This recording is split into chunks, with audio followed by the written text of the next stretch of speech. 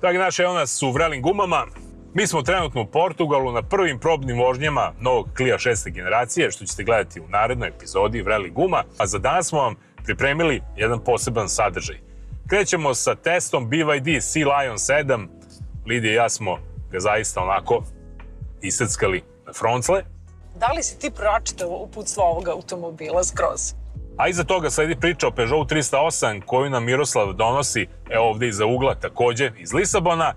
U nastavku emisije pogledat ćete još jedan od najboljih servisa Srbije, a Miroslav nam je u All-Timer rubrici priredio pravi spektakl Opel Rekord B. Vrele gume počinju.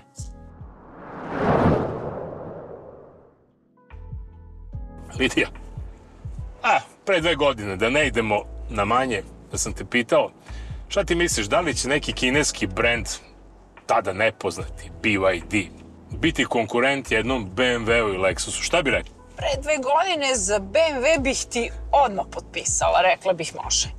A za Lexus nisam bila sigurna. BYD je akronim od Build Your Dreams. Ova kompanija BYD počela je da pravi baterije 1995. godine. I oni su u stvari to svoje znanje utkali u DNK ovog automobila koji ima koju bateriju? Blade, koju su oni sami razvili.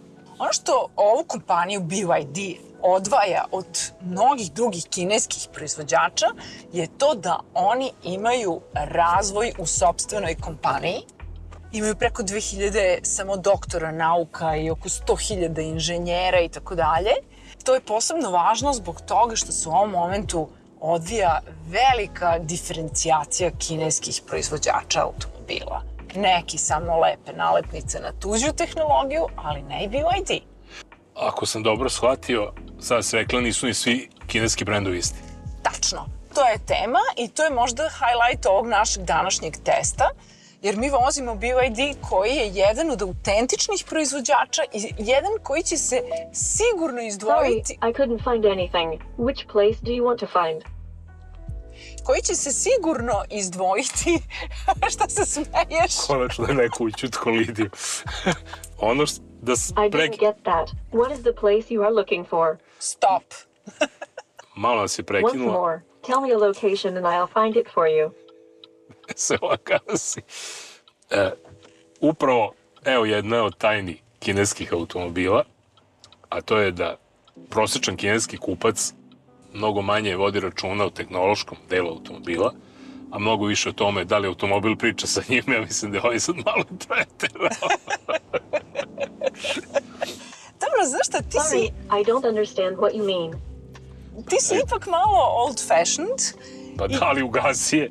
Pa ugasio ti ja ne mogu vozim ili da stanem. Aha, evo došli smo do prve zamerke. Komplikovan infotainment. Jednostavno sad u ovom momentu mi ne znamo kako nju da isključimo.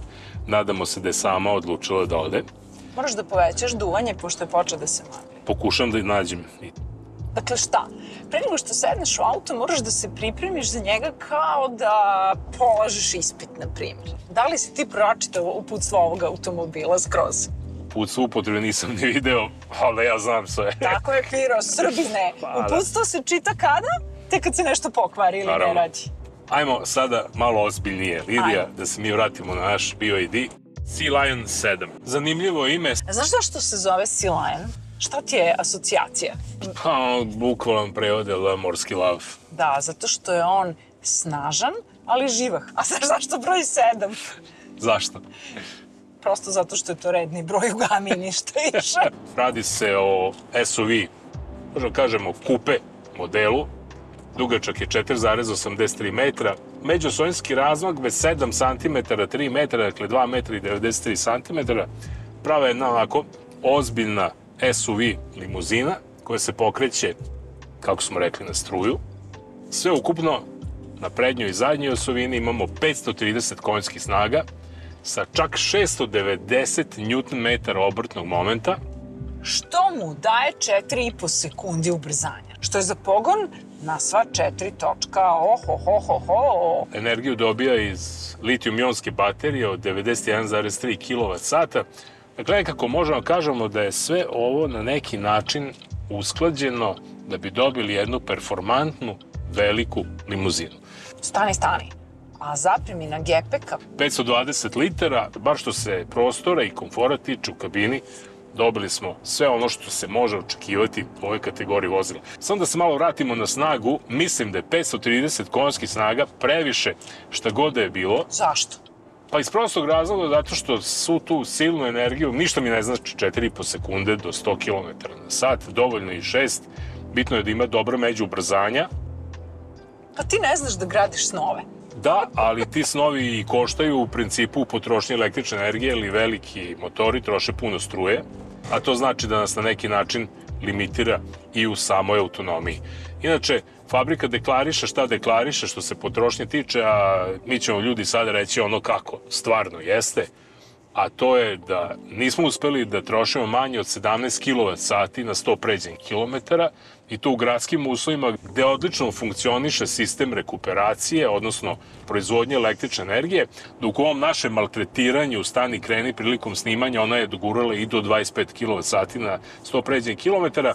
Negde u proseku, ono što ja mogu da kažem sada na testu, smo trošili oko 19 kWh na 100 pređenih kilometara, što je ako uzmemo kapacitet baterije od 91,3 kWh, slobodno možemo reći smo dobili neku realnu autonomiju od 400-420 km. Da, ali snaga punjenja mu je do 230 kW. Šta to znači? Da možemo da ga napunimo za pola sata. Šta hoćeš ti? Pa hoću takav punjač. Jel ti znaš da ga ima, ja ne znam. Ali ono što je vlasnicima električnih automobila mnogo bitnije, to je punjenje na kućnim utičnicama i kućnim punjačima, a BYD C-Line ima mogućnost punjenja na izmeničnu struju od 11 kW, što znači da kada uveče automobil parkirate u vašu garažu i prikopčate na vaš punjač za nekih 7, 8 do 9 sati, bit će baterija potpuno puna ukoliko je recimo bila i potpuno prazna. Električni pogon u C-Lionu nema više onu divlju snagu struje, nego su ga nekako stabilizovali. Da li se to tebi čini? Da, i stabilnije i odlično izolovan i upotrebljeni su fantastično kvalitetni materijali. Završna obrada je na nivou najboljih premiuma. Vrlo instagramabilna, sa ovim rotirajućim ekranom i uopšte sa ovom ekološkom kožom i sa panoramom. Vidi se da je neki dizajner u Kini mislio da ovaj auto treba da bude dopadljiv i na mrežama. Ceo sistem je baziran na 800-voltnoj tehnologiji, što znači da visoki napon nudi i veću efikasnost, tako da za ovaj 2,5 tone težak automobil imamo na neki način i ekonomičnost koja je sasvim zadovoljavajuća. Hoće takav sistem biti u kamionima? Pa verovatno hoće, čak se kalkulišeći kamioni ići na preko 1000 volti upravo zato da bi dobili bolju efikasnost. Fabrika daje garanciju 200.000 km. Šta se meni još dopada u ovom autu? A to je sedenje, ko čemu ja volim udobna sedišta i volim što me BYD častio jednom foteljom. U svemu tome još da dodam da BYD C-Line ima V2L funkciju, u prevodu može da daje električnu energiju iz svojih akumulatora za snabdevanje kuće, svega 3,3 kW snaga te električne energije koja može da se iskoristi. Za kaficu dosta. Dosta za može i rerna da radi. Šališ se. Da. Lidija, ajmo sad ovako. Dobro. Čekaj još nešto, sad je jako važno. Imamo pitanje sa društvenih mreža. Dragan Cvrkalj sa Facebooka pita da li može kuka na BYD? Može kuka na sve, pa i na bicikl, recimo, jel da? BYD je naravno predviđen da može da ide kuka na njega. Ukoliko ugradite kuku, možete da povučete prikolicu do težine od 1,5 tone, koliko prikolica ima sistem za kočenje. Koliko će onda da troši struje? To je poenta priče električne energije, ne mnogo više nego što troši sada, upravo zbog velikog obratnog momenta, zbog ove snage, ta potrošnja će biti vrlo slična ovoj koju sada imamo kada nemamo. Da. Izvesni Klot Crnac nas preko Facebooka pita kolika je potrošnja pri 130 km na sat. Pri konstantnoj brzini od 130 km na sat prosečna potrošnja je negde oko 22 kWh na 100 pređenih km. Evo vam odgovor. U vremenskim uslovima koji nisu jednostavni, 5-6 stepeni je napolju, radi klima. To je jako važno. Da li sada ove nove toplotne pumpe manje troše struje iz baterije? Na pitanje odgovaram samo preko Facebooka. Tako hoćeš. Sistem za grejanje i klimatizaciju je nekih 6 do 7 kW, dakle to je jedan ozbiljan sistem, kao što je nekad radila ona termoakumulaciona peć, šestica najveća. Od pre 5 godina otprilike svi automobili imaju toplotne pumpe, što znači da je taj utrošak električne energije mnogo manje nego tih 6 kW i ono što je bitno da je leti veća potrošnja električne energije na klimatizaciju, ali jednostavno sunce mnogo više zagreva automobil nego što ga hladnoća rashlađuje, tako da klimatizacija utiče sigurno sa nekih 10% na povećanje same potrošnje električne energije. Inače, Igor preko Facebooka pita da li ima tastere za klimu i rezervni točak u punoj dimenziji. Tastere za klimu nema, to ste videli da je komplikovano dok se ne nauči. Da li ima rezervni točak u punoj dimenziji, pravo da vam kažem, nema.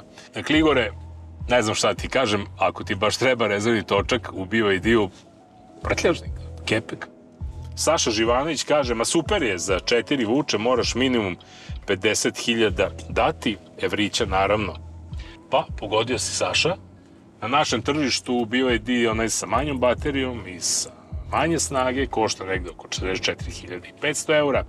Ovaj koji smo mi danas testirali košta 50.500 eura. Šta misliš uloženo u odnosu na dobiveno? Za BYD bih dala, a za neke druge brendove ne bih. I to je ono, vraćamo se na naš početak, jer su uspeli da se kvalitetom izdiferenciraju od hiperprodukcije kineskih brendova. Pa ja bih sve to dodao da u tehničkom smislu ono što nudi BYD Sea Lion je zaista fascinantno. Ekonomičnost, moćan pogon, izuzetna dinamičnost, dobro ležanje. Ono što nismo rekli, automobil izuzetno dobro leži u krivini, izuzetno se dobro ponaša na putu, između ostalog zbog toga što su mu baterije smeštene u pod, pa je i težište automobila pomereno na dole, ali generalno upravljivost je napravljena i projektovana fantastično, da jednostavno vozač ima osjećaj kao da ima dodir sa putem. Šta mi je kod ovog Sea Liona?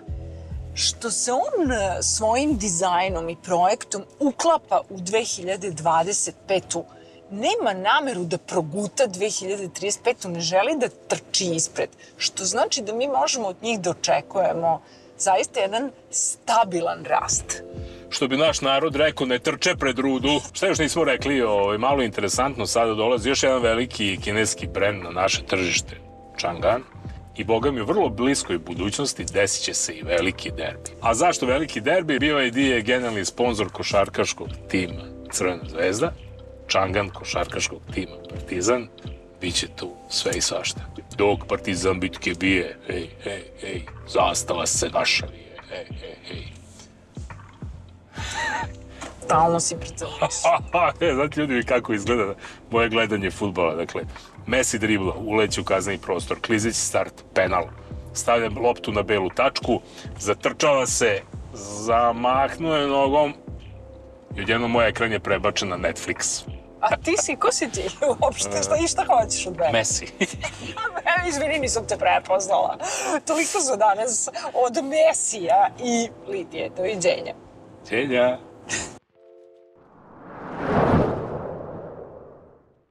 U obilasku najboljih autoservisa u Srbiji stigli smo u Jajince, u servis N i R.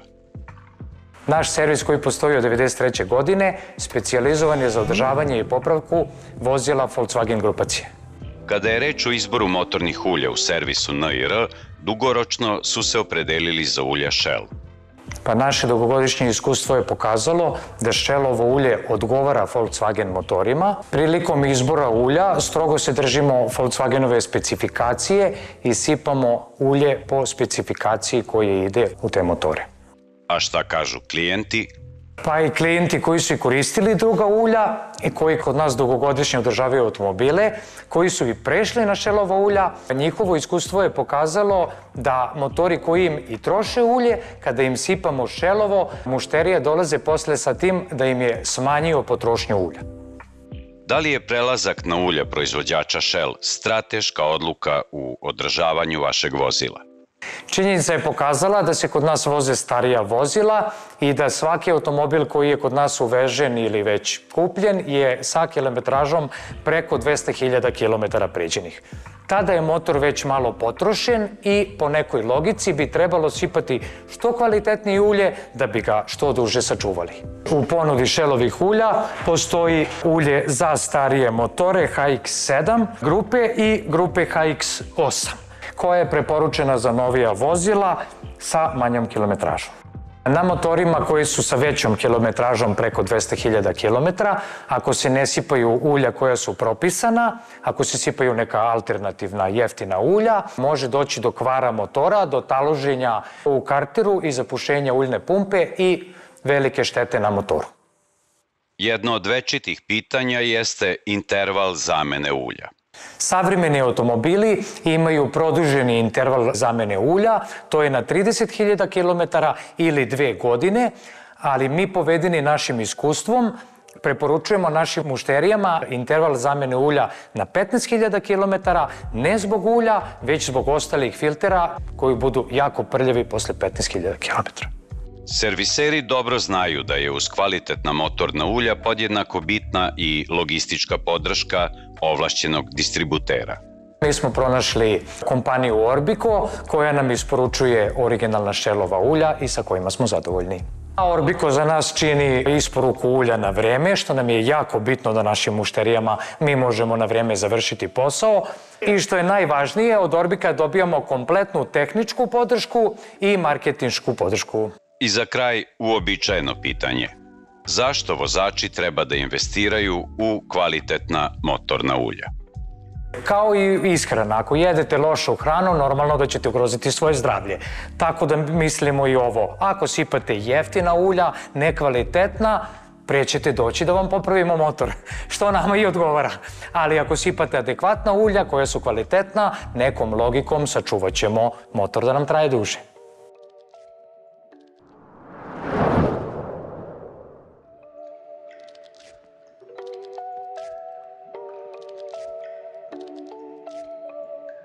Ericeira, atlantska obala Portugala, preko puta je New York. Divno mesto za pres prezentaciju Peugeota 308, restilizovanog modela treće generacije. Na prvi pogled dizajn je evolutivan, mada itekako ima šta da se vidi. Novi 308 je prvi Peugeot koji dobija osvetljen amblem, novi je svetlosni potpis u obliku tradicionalne 3 kandže. Napred u donjem delu branika imate trapezoidnu formu, a što se tiče zadnje svetlosne grupe, ona je sa ranijeg GT trima opreme sada prisutna na svim modelima. Kada je reč o enterijeru, njega definišu super ergonomska, često nagrađivana i još češće hvaljena AGR sedišta, koja su u GT Exclusive trimu opreme dostupna sa preslakama od Alcantare. Arhitektura instrument table oslobađa više prostora napred, a primetit ćete i nova grafička rešenja na instrumentima. Za savršen akustički doživljaj angažovana je ekspertska audio kuća Focal. 10 zvučnika, 12 kanala, 690 W snage, taman dovoljno da komšiluk poludi kada u sitne sate se vraćate iz izlaska. Peugeot 308 na raznorazne načine koristi čak 31% recikliranih materijala. Na primer, instrument tabla izrađena je od mešavine reciklirane plastike i često pogrešno shvaćene industrijske biljke konoplje. Što se tiče pogonskih grupa, sve je tu. Hibridi, plug-in hibridi, električna verzija, pa i ugrožena vrsta među motorima, 1,5 litarski HDI dizelaš. U ovom nastavku malo više o hibridnoj tehnologiji. Plug-in hibridna verzija potvrđuje da je ovde na delu najsportskije konstruisan automobil C segmenta.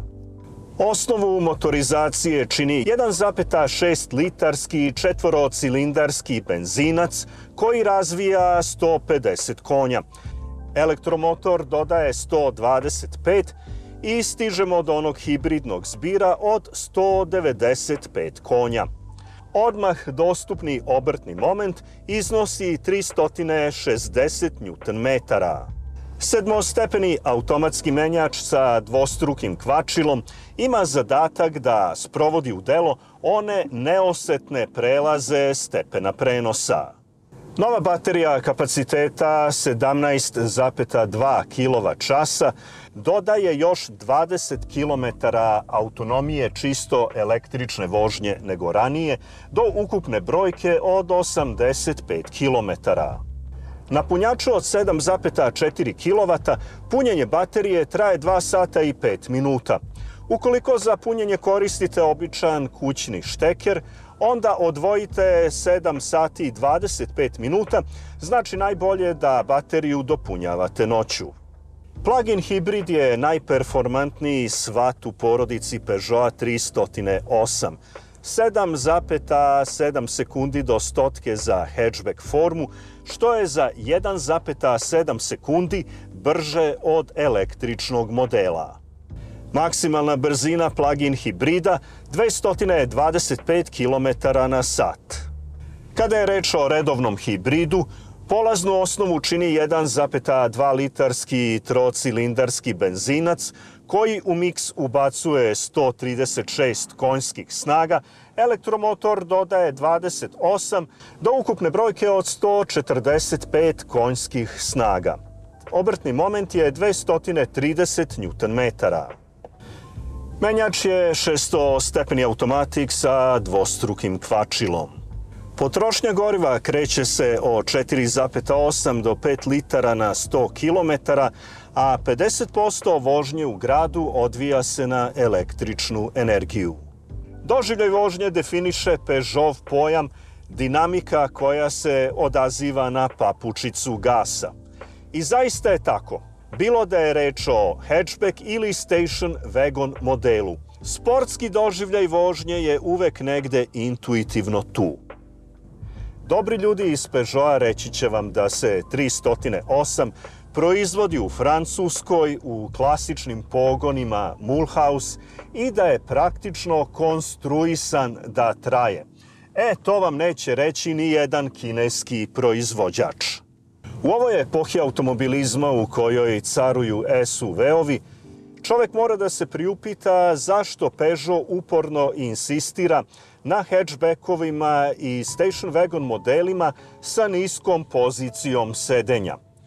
Naime, Peugeot je brend koji ima izuzetno verne kupce, koji se neretko iz automobila u automobil vraćaju ovome brendu.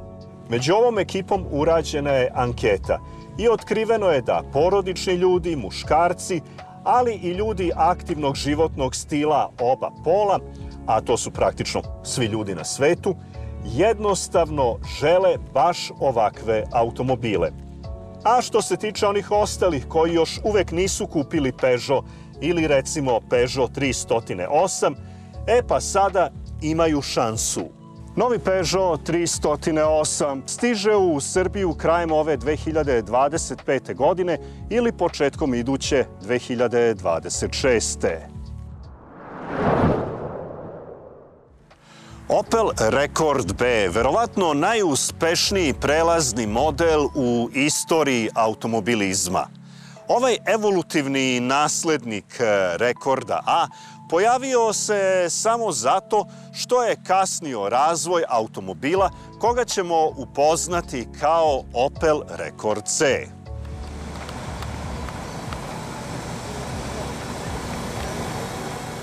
Nikola, šta je ispod haube? Ispod haube je benzinski motor 1700 kubika, 75 konjskih snaga, jedan karburator, 126 Nm obratnog momenta, krajnja brzina 148 km/h. A od 0 do 100? Od 0 do 100, 17 sekundi. Zanimljivo je da sa ovom generacijom Rekorda Opel prelazi na agregate sa bregastom u glavi motora, a reč je o pogonskim grupama koje će se zadržati i do Opela Omege B. Zanimljiva je upravo arhitektura ovog motora. O čemu je reč? Postavili su bregastu motora u glavi, pored ventila da bi glava bila niža. I zašto je to dobro za ceo To auto? je dobro za ceo auto da bi silueta automobila bila radi estetike i aerodinamičnosti. Što se tiče dizajna, međuosovinski razmak, styling enterijera, pa i veliki deo panela karoserije prenešeni su sa modela Rekord A. Vidne izmene su na grilu, pravougaoni farovi i tekako moderni za 1965. i naravno okrugli farovi iz zadnje svetlosne grupe, pa poprilično amerikanizovani. Kako je tekla restauracija? Auto je kupljen od prvog vlasnika u dosta dobrom stanju. Onda je nastala restauracija počevši od limarije, prednjeg trapa, kočnica i nekih delova motora. To je trajalo nekoliko meseci, ali je zadržana kontura kvaliteta osnovne boje. Tako da su samo neki detalji na karoseriji tipa pragova i jedan deo blatobrana morali da pređu lakiranje. Sve ostalo je u originalnoj boji. Inače, kod ovog modela novine su bile pre svega na planu bezbednosti. Ovaj model je dobio disk kočnice kao standardnu opremu na prednje točkove. Dobio je sigurnosne pojasove u 3 tačke, preuzeto iz aviona, način kopčanja avionski. Nikola, kakav je doživljaj vožnje ovog automobila? Ja znam da su svi Opeli uglađeni po vožnji, ali ajde da to potvrdimo. Pa što se tiče Opela, obzirom da ja sam vozio automobile Opelove od 52. na ovamo, i ako voliš tu vrstu automobila, onda ti to i odgovara. Ali mekoća vožnje je prilično dobra, udobnost je samog vozila na nivou. Te 1965. početna cena Rekorda B bila je 6.990 Deutsch maraka, koliko je koštao model sa 1,5 litarskim motorom, do 9.570 nemačkih novčanica za kupe sa 2,6 litarskim šestakom preuzetim iz Opela Kapiten. Takođe vredi napomenuti da se servo pojačavanje kočnica doplaćivalo 95 maraka. Na neki način najbolji test all-timera jeste koliko je daleko otišao od kuće, u ovom slučaju koliko daleko od Omoljice. Najduža vožnja ovog Opela je bila 850 km u jednom pravcu u Bugarsku do Burgasa na Crnom moru. Pa je bila Slovenija do Maribora, pa je bila Gračanica u Bosni, pa je bio Temišvar. Svetski putnik. Opel Rekord B proizvodio se od kraja avgusta 1965. godine do jula 1966. i ukupno je sa traka u Rüsselsheimu sišlo 296.627 automobila. To je definitivno neka vrsta rekorda, zanimljiva igra reči, za jedan prelazni model.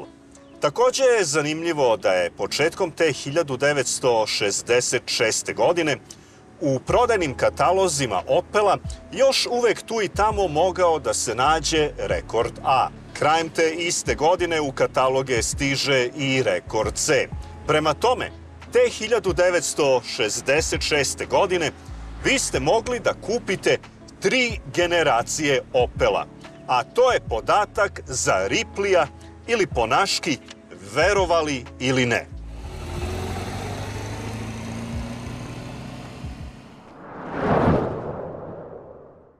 Eto, to je bilo sve za danas. Budite oprezni u saobraćaju, pazite na sebe i na druge. Vidimo se za 7 dana.